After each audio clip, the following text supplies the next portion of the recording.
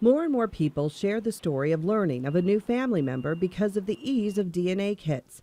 With the ease of testing and the low cost, it seems like something fun to do to find out your lineage. But what information are you putting out there by giving someone access to your DNA? It's your code. It's extremely unique to you as an individual, and it tells you who you are. It tells you what attributes you have, tells you what your characteristics are, and it links you to those, I think, that you often care the most about in your life, your family. In many cases, finding family no one knew about. Good news for those looking, not always good for those not looking. I would keep the expectations low. I would take the pressure off yourself and them. Basically, you have a choice, they have a choice, right? Your choice is just like anybody else in your life. What level of relationship you want to have with them, if you want to have a relationship with them at all, and they have a choice too. Just know what you're getting into when taking the test and know what to expect from the test. Well, I guess that's the question, is what is the question you're asking?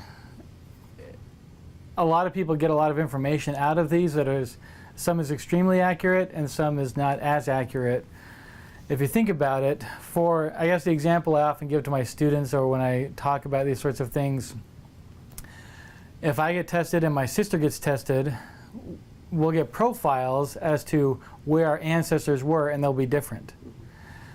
Now that makes sense from a genetics point of view because I am only 50% identical to my sister on average, because I get half my DNA from my mom, half my dad. It gets mixed.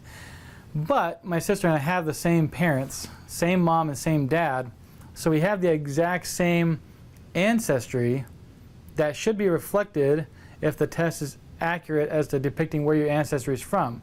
But it's impossible to give that signal because you have so many ancestors as you dig back deep into it.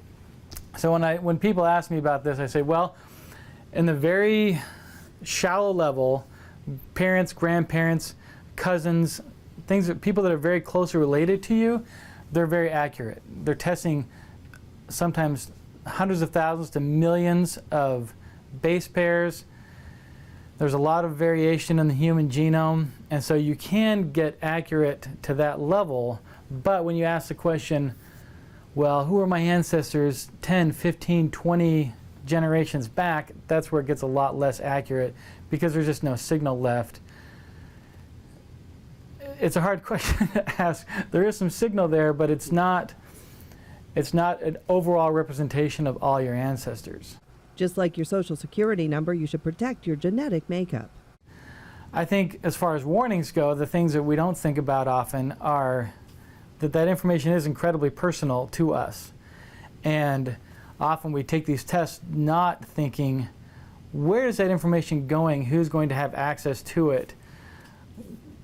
I feel like we should be protecting it a little more than we are, and I think in 10 or 15 years we'll realize how personal that information is and probably a lot more private about it, but we'll see what happens. Just know to find those ancestors, everyone has to be in the database, so there is the chance the people you're looking for haven't taken the same steps yet. Jill McCormick, Jet 24 Action News.